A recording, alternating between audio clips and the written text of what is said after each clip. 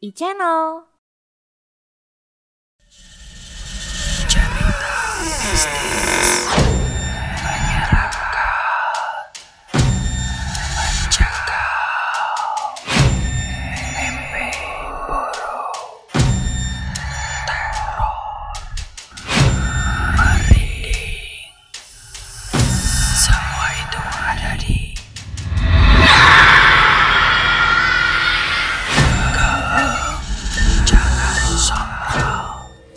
Assalamualaikum warahmatullahi wabarakatuh. Halo pemirsa yang ada di rumah, bagaimana kabar kalian? Mudah-mudahan tetap sehat dong. Ini lagi pancaroba lagi nih, jadi ya yang lagi sakit cepat sembuh, yang sehat tetap sehat gitu.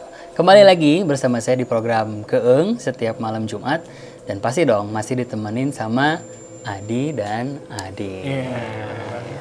Gimana guys, sehat? Alhamdulillah Dori. Sehat ya? Alhamdulillah sehat. Agak pusing-pusingnya dikit lah. Waduh, Mensa. di belakangnya tuh ada Emang agak berat di punuk. Agak berat ya? Agak bener ya. Ini beban hidup. Turun. Kan tuh ini kita berempat. Waduh.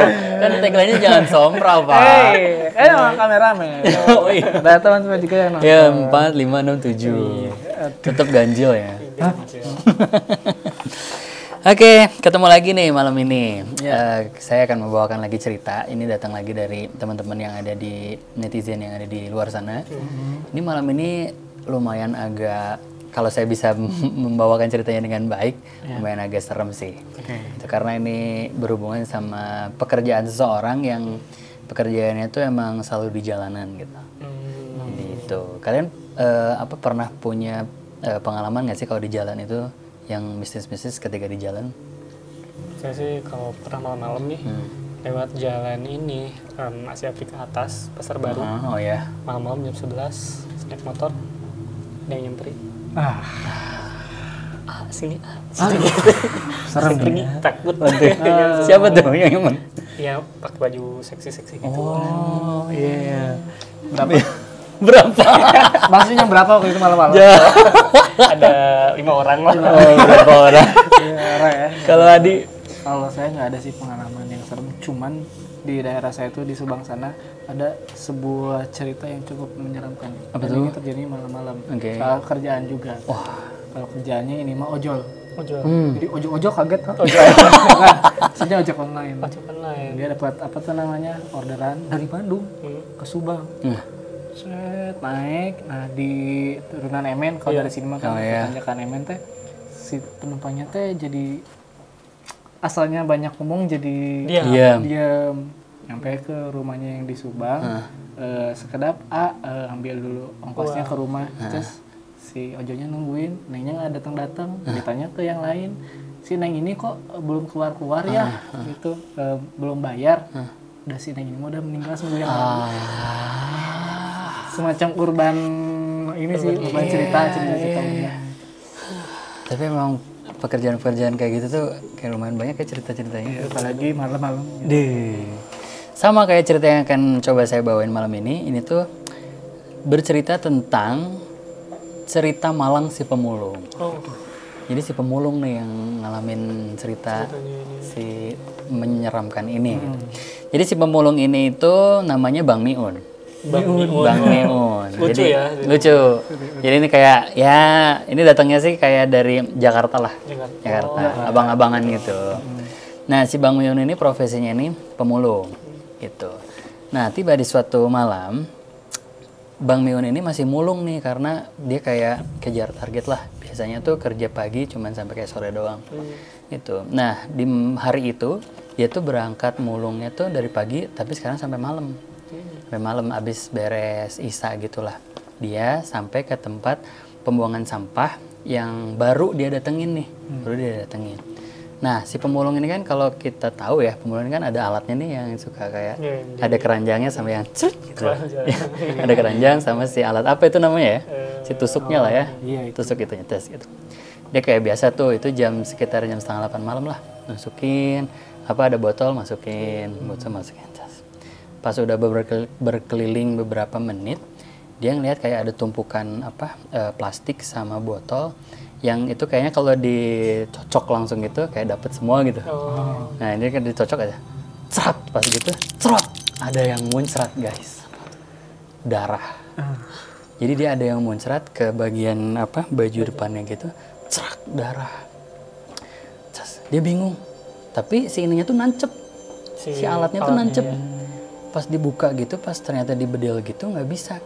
Terus akhirnya dia jongkok ngebuka. Pas dibuka ternyata alat tancapan si pemulung itu menancap ke sebuah bola mata yang masih nempel di hanya bagian kepala seseorang.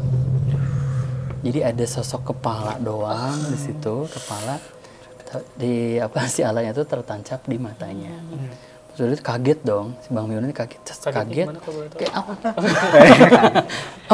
enggak dong, kagetnya kayak astagfirullahaladzim gitu. Dia kayak lari nih ketakutan karena tempat pembuangan sampah ini kayak agak jauh dari sepi keramaian gitu ya. Dia lari terus memanggil beberapa orang gitu. Dia mikirnya kayak aduh ini apaan gitu. Tapi memang sosoknya kepala aja, kepala doang gitu. Itu tuh nancep ya, yang tadi nancep di mata. Pas udah gitu, beberapa warga, sekitaran 4 warga, berlima sama Bang Miun tuh datang lagi ke tempat yang tadi. Pas udah dilihat, ini Bang di sini, tadi di sini. Pas dilihat, nggak ada guys. Jadi kepala dan alat tancapan itu nggak ada. Terus kayak Bang Miun itu kayak bingung sendiri, nggak ada. Oh kok nggak ada? Dia muter-muter gitu ya. Tadi di sini, tadi di sini. Warganya tuh bilang, apaan sih Bang, halu banget gitu. Jadi halu gitu. Jadi kayak beneran tadi di sini. Dia masih sepanik itu, tapi warganya satu persatu tuh kayak ninggalin dia gitu. Kayak ninggalin. Dia kayak terus kayak jongkok gitu. Ya Allah, itu tadi apa yang dia lihat gitu. Tapi sesadarnya dia tuh beneran kayak itu tuh kepala gitu, kepala doang. Kepalanya sosoknya kepala laki-laki gitu. Ya udahlah, akhirnya si tusukan itu juga kan hilang kan. Maksudnya kebawa mungkin sama kepalanya dan nggak ada. Akhirnya dia pulang ke tempatnya dia. Pulang ke tempatnya dia sampai di rumah itu sekitar pukul 9:30-an karena kan jalannya lumayan jauh. Pas nyampe di rumah, dia tuh kayak masih kepikiran, ya Allah itu tadi apa ya? Sambil kayak tatapannya kosong tapi pikirannya penuh pertanyaan. Terus dia tuh kayak masih ngegendong si keranjangnya kan. Keranjangnya itu ditaruh di tempat di depan pintu kamar mandi. Pas ditaruh gitu terus nggak ada apa-apa, maksudnya dia masih berpikiran. Terus kayak kalau dibayangin itu dia kayak nempelin tangan ke tembok terus kayak mikir gitu. Kalau ini apa? Ya udahlah, akhirnya kayak mencoba untuk membuang pikiran itu. Dia akhirnya mandi. Pas udah mandi, dia lagi sampoan nih guys, lagi sampoan gitu. Pas lagi sampoan tuh kayak kocar-kacir di mata juga ada gitu. Pas itu tuh dia kayak bunyi suara duk. Dia kayak berhenti gitu. Ya apaan sih? Terus pas dengar lagi ada duk. Terus dia kayak ngusap matanya gitu. Pas ngusap matanya gitu, nggak ada apa-apa. Dilihat di kamar mandinya nggak ada apa-apa. Duk. Dia sadar itu dari atas. Wah, apaan ya? Dan dia kayak diam lagi gitu. Tapi dalam kondisi masih kayak mandi dan basah-basahan sampoan ya. Nah ya udahlah, sampoan lagi lah dia. Sampoan terus udah gitu dibilas. Pas bilasan pertama itu ada suara kayak ngegelinding, duak. Dia tuh kayak kaget gitu dan si gayungnya tuh saking kagetnya dia kayak lepas dari tangannya gitu kan. Ya Allah, apa gitu. Dilihat dia sadar kalau itu tuh di belakangnya dia kan pintu kamar mandi dan suaranya dari situ. Pas terakhir ini agak kencang, duak gitu. Dia kaget gitu. Terus akhirnya dia ngeberaniin pakai celana dulu. Terus ngeberaniin sempetnya kayak jadi kayak pakai celana tapi itu apa ya, tapi udah nggak bunyi lagi. Tapi pas mau dibuka gitu pintunya, duak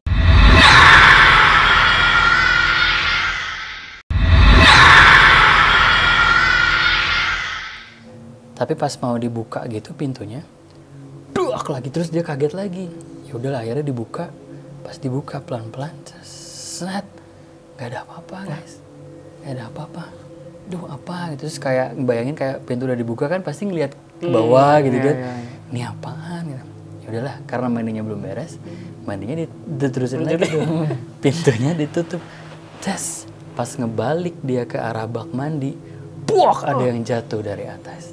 Dan itu adalah kepala sosok yang tadi dia temukan lengkap dengan alat tusukan mulutnya dia, guys. Dia jadinya kaget banget, udah gitu kaget, balik lagi ke arah pintu kamar mandi. Ini susah dibuka, susah dibuka, terus dia nggak mau ngeliat gitu, dan nempel banget sama pintunya gitu. Pas dioglak-oglak gitu, dia kayak nggak sengaja ngedenger di pinggir banget kupingnya dia, itu tuh suara nafas yang sangat berat banget. Dia kayak ya Allah dibuka, terus dia nggak mau noleh gitu. Tapi makin lama ini kayak makin banget di sininya banget.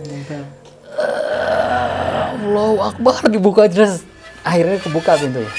Kebuka terus udah dia nggak mau ngeliat ke belakang, pintunya dijebredin, tapi dia ngeliat ke belakang gitu, jebredin. Terus udah dia ngedenger kayak gitu di luar ruangan setelah di kamar mandi, dia tuh kayak ketakutan, jongkok, nggak puguh gitu dengan badan yang masih amburadul mandi segala macem kan. Udah gitu dia kayak mau ngambil lagi ke kamar mandi, mau ngambil si anduk yang tadi masih ketinggalan di situ karena memang cuman itu anduknya dia, dan dia posisinya lagi basah, nggak bener kan. Akhirnya dia buka kamar mandinya lagi, tampil takut-takut gitu. Pas dibuka, dia langsung kayak ini pintu nih, di balik pintu si anduknya ngegantung di sini gini. Jadi nggak usah masuk tangan doang nih, tangan doang ini. Pas udah gitu, terus di tangannya itu guys, kayak ada batang yang mukul gitu. Batang. Dia sadar. Gak lucu. Ini serem loh. Ini serem. Itu batang. Pas dia lihat kan ada pintunya kebuka dikit nih, kebuka dikit. Dan itu tuh batang alat pemulungnya dia gerak-gerak gitu. Gerak gitu. Terus langsung diambil sama dia. Allahu Akbar, udah jadi sebegitu cepatnya kayak andukan, pintunya udah ditutup lagi. Udah dia kayak minum terus duduk nggak puguh gitu. Dia mikir kayak ini apa ya Allah nih. Dia berarti 2 kali ngeliat sosok itu gitu. Dan yang parahnya lagi dia dengar sih suara nafas yang sangat berat itu kan. Nafas yang sangat berat itu, perkiraan si abang siapa yang tadi namanya? Miun. Bang Miun tuh kayak emang karena digorok kan, kepalanya digorok, jadi kayak nafasnya berat kayak gitu gini. Gitu kan. Udah malamnya dia tuh kayak nggak bisa tidur di kamar, kebayang suaranya itu dan sosok si kepalanya itu kan. Pas udah tertidur gitu, dia tuh ngaku kalau tidurnya itu tuh gelisah banget dan ngoprot banget sama si keringet. Gelisah banget. Dan ternyata kegelisahannya dia tuh ditimbulin karena dia mimpi, guys. Mimpi nih. Di mimpinya itu ternyata si Bang Miun ini lagi capek banget dikejar sama sosok kepala yang tadi. Sosok kepala yang tadi tuh, tapi dikejarnya nggak melayang, dikejarnya tuh kayak ngegelinding, kepalanya tuh ngegelinding, jadi dia kemana-kemana tuh dikejar. Akhirnya di dalam mimpinya itu Bang Miun ini sampai ke dalam suatu ruangan yang lumayan gelap. Terus dia masuk ke ruangan itu, terus dia duduk di balok gitu duduk. Terus udah gitu dia ngeliat nggak ada lagi yang ngejar, nggak ada yang ngejar di dalam mimpinya nih, nggak ada yang lagi ngejar. Tapi pas dia ngambil nafas beberapa kali, karena merasa dia udah tenang, gak ada yang ngejar lagi, dia malah ngedengar suara, carikan badanku dan tanganku, carikan tanganku dan badanku. Dia kaget, ternyata yang dia duduki tadi adalah kepala yang tadi mengejar dia. Akhirnya dia bangun nih dari tidurnya.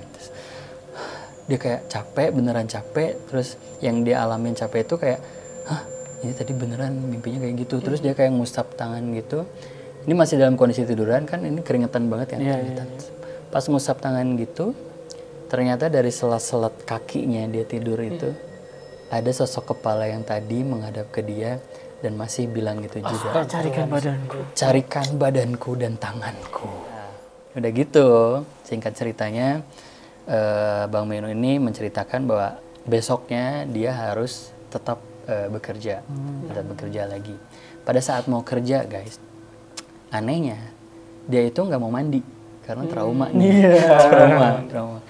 Tapi pintu keluar rumahnya itu harus ngelewatin kamar mandi, Dia tuh udah kayak lemes banget, nggak mau kerja tapi harus kerja gitu. Udah gitu, pas ngelewat ke kamar mandi, kok kamar mandinya ngebuka, tadi malam saya tutup nih. Pas ternyata kamar mandi ngebuka itu, dia ngelihat si tongkatnya dia itu tuh. Tongkat, lah itu tongkat saya nih. Ya Ya udah sama dia diambil, tapi tetap ngambilnya tuh kayak gitu doang nih, ambil aja gitu, dia nggak mau. Singkat ceritanya seharian itu dia kerja mulung seperti biasa, nggak ada yang aneh, dengan membawa keranjangnya kan, masih membawa keranjangnya gitu. Tapi dia kerjanya tuh sampai malam lagi, sampai malam lagi. Dan ini sekarang sekitaran jam 9:30 malam nih. 9:30 malam itu dia ngelewat lagi tempat yang kemarin dia mulung, yang ngelihat si kepala itu. Dia mulung seperti biasa. Dia capek. Nah akhirnya dia tuh kayak menepi ke warung remang-remang gitu. Nah di warung remang-remang ini tuh dia ada beberapa pemuda, sekitar 3 atau 4 pemuda gitu. Ini beda dari yang kemarin dipanggil nih warganya, anak-anak muda gitu lah. Nah anak-anak muda ini tuh lagi pada ngobrol. Si Bang Miun tuh kayak di pojokan doang, terus kayak istirahat doang gitu. Si abang-abangan ini tuh kayak sempat, "Bang, habis kerja Bang," gitu. Kasih Bang Miunnya, "Iya nih, capek," gitu. Itu tuh udah kayak lusuh, kayak capek banget. Ada satu pemuda yang nanya, "Bang, kayaknya capek banget, pucat banget mukanya," kayak gitu. Enggak apa-apa. Udah, mereka ngobrol lagi nih, si abang-abang ini ngobrol lagi. Ngobrolnya tuh ngomongin gini, "Lu tahu nggak, kemarin tuh ada kejadian nih di rel yang ini, ada kecelakaan. Di rel ini tuh jadi si jasadnya tuh ditemuin, tapi kepalanya hilang." Terus kayak si Bang Miun tuh kayak, Bang, sorry tadi ngobrolin apa ya, kayak gitu. "Ini Bang, kemarin ada kejadian di sini. Tuh di deket tempat sampah itu kan sebelah sononya tuh ada rel kereta api tuh. Main ada yang kejadian ditabrak kereta api situ, cowok kan udah agak tua gitu." Terus kata si Bang Miunnya tuh, "Iya, si jenazahnya udah dibawa ke rumah sakit gitu. Cuman sayangnya badannya doang sama tangannya, kepalanya nggak ada, nggak ditemuin." "Kenapa emang Bang?" "Enggak, nanya aja." Nanya aja itu. Terus udah gitu si Abang Miun ini menjauh dari kerumunan si abang-abangan ini, menjauh, ngambil keranjangnya, terus duduk lagi di samping abang-abangan ini, keranjangnya ditaruh di depan. Terus si Bang Miun dengan sangat dinginnya ngeluarin kepala. "Yang ini bukan Bang kepalanya."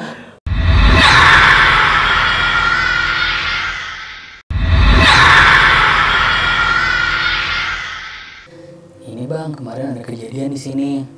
Tuh di dekat tempat sampah itu kan sebelah sononya tuh ada rel kereta api tuh. Main ada yang kejadian ditabrak kereta api situ, cowok kan udah agak tua gitu." Terus kata si Bang Miunnya tuh, "Iya, si jenazahnya udah dibawa ke rumah sakit gitu. Cuman sayangnya badannya doang sama tangannya, kepalanya nggak ada, nggak ditemuin." "Kenapa emang Bang?" "Enggak, nanya aja."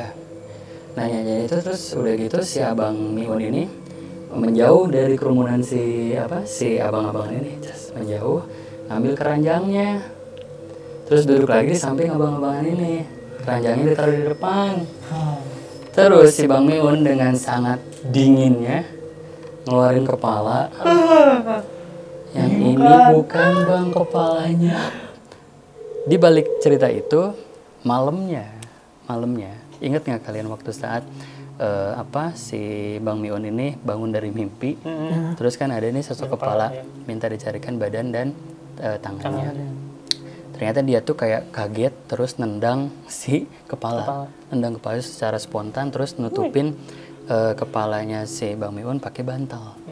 Nah udah gitu teh terdengar memang suara kayak duk gitu, ada kayak barang jatuh dari atas kasur ke bawah. Pas dia tutupin si bantal, si mukanya pakai bantal, itu ngedenger kayak ada suara yang ngegelinding di atas kasur dari arah kaki menuju ke kepalanya. Neng, gelinding. Terus dia sama ngomong lagi, "Carikan badan dan tanganku. Kalau ketemu, saya tidak akan mengganggumu." Akhirnya pagi-paginya tuh emang ketika bangun, sosok kepala itu tuh ada di sampingnya Bang Miun. Tapi kondisi udah mati gitu, gimana. Akhirnya Bang Miun membawa kepala itu di keranjangnya, dan akhirnya bertemu dengan sosok abang-abangan itu yang ternyata memang bercerita kepalanya ada sama si Bang Miun. Itu dikasihin aja gitu, ditaruh. Itu ceritanya. Gimana dibawa-bawa itu kepala.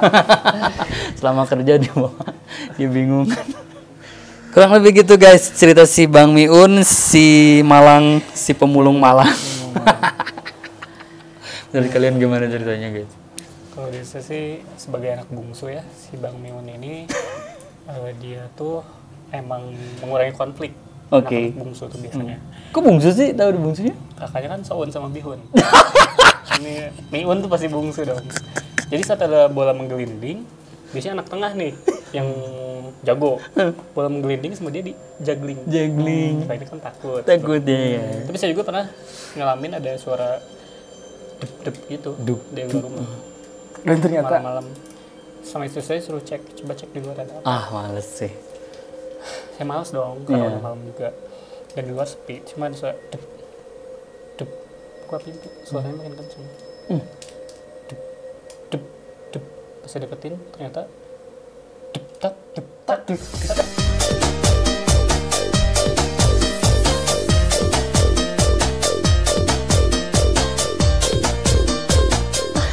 kasihan sih bener ya. Malang lah ya.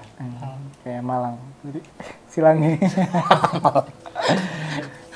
Cocok banget dengan judulnya di mana si pemulung, jadi sangat malang. Sangat malang. Dari sekian banyak pemulung dia Harus bajas mata loh. gitu. Tapi nyusahin gak sih si hantu ini? Nyusahin sih. Kan dia bisa nyari tahu sendiri kan. Tapi kan dari beberapa cerita yang masuk ke gitu tuh emang si setan-setan ini nyusahin orang. Banget. Nah, apa sih? Gitu. Bukannya mereka tuh punya kemampuan super. Dia orang bisa menggelinding cari aja Iya sendiri. kan? Caranya sendiri. Mungkin kayaknya ini ada cerita sebelumnya dulu. Apa tuh? Mungkin sebenarnya si pemulung ini orang kaya. Oke. Pernah mencelakai orang. Akhirnya hartanya disikat semua. Sampai dia jadi pemulung. Coba. Coba dari Ini situ serius ceritanya? dia temukan badannya dan bertobat. Iya. Pasti dia jadi orang kaya lagi. Saya tahu ini dari mana ceritanya. Dari mana tuh? FTV. Oke, seperti biasa saya dikasih rate berapa nih? Oke. Kekeuangannya. Saya masih 7 lah. 7 lah ya. Oke. Adi. Bisa, saya juga di 7 ya. 7. Tapi saya menunggu cerita sebelumnya dan mungkin cerita setelahnya. Setelahnya tadi ya. Iya. Kalau saya lebih ke ada lucunya sih ya cerita Iya, itu. lucu sih. Lucu banget sumpah sih. Terus kan tadi ada yang batangnya gerak-gerak. Cuma kita kan nggak tahu batang apa ya. batang Kalau itu batang dong. pohon, Udah gitu. jelas batang tusukan pemulungnya. Ya udah deh. Berdiri sih. Disimpannya tuh berdiri kan. Jadi bukan miring gimana tapi berdiri. Berdiri. Simpennya. Si batangnya berdiri. Jadi Ya? makanya pas seimbangnya masuk tangannya jatuh.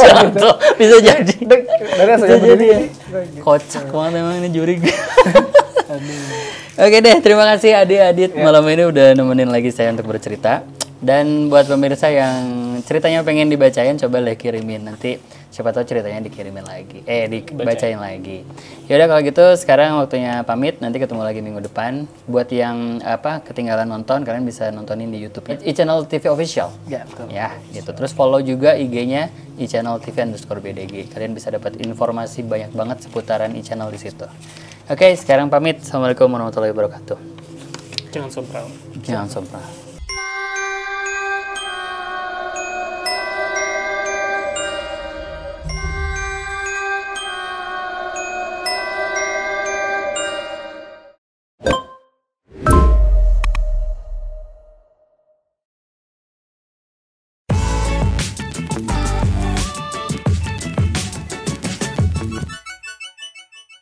iChannel